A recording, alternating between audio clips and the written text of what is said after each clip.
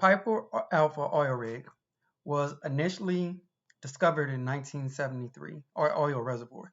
It's 120 miles northeast of Scotland, Aberdeen, Scotland, I believe, to be honest. With a 128-mile pipeline, it was one of the first of its kind. So eventually, the guy that was over the oil rig, he decides that maybe they should start exporting gas also.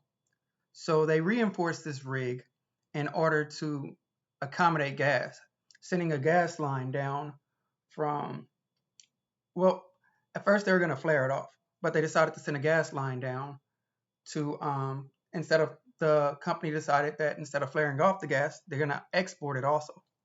So what they ended up doing is they had a gas line that went through the commons area near the control room, and the rig also was fed from two other rigs, two other sister brother rigs that were off on the coast, all reaching here. Its production rate was amazing. Everything was going amazing for it until the date of July 6th, 1988. Around 22:45, there were different sirens, different things started going off. Nobody really communicated with each other throughout the shift change. So while these sirens and everything was going off, they were just like, you know what? Let's just shut down this line and go with the other. The other backup line at the time, however, was closed off. Its emergency valve to where it can release pressure or for any emergency situation was shut down. When they did that, around 2200 hours that night, the first explosion happened.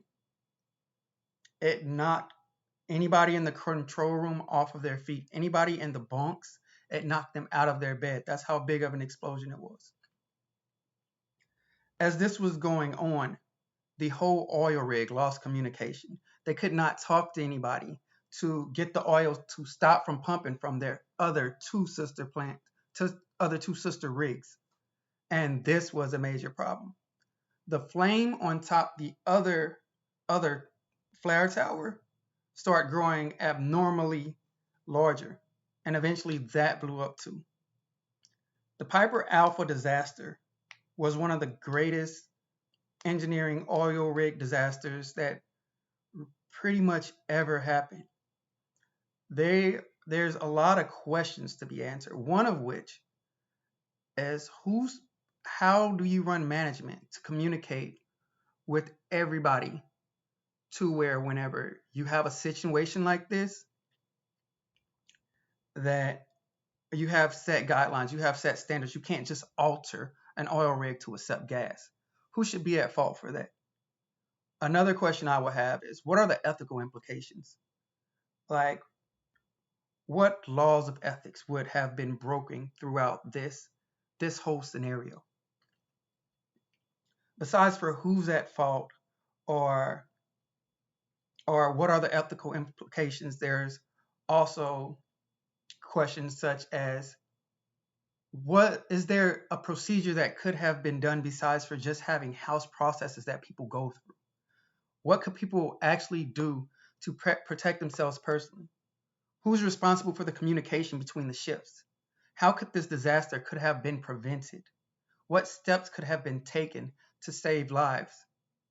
At the end of this disaster, approximately about 186 crew members out of approximately 216 died. How can we prevent this from happening again? Who's at fault? What things should have been done? What steps should have been taken? And how can we prevent this from further happening?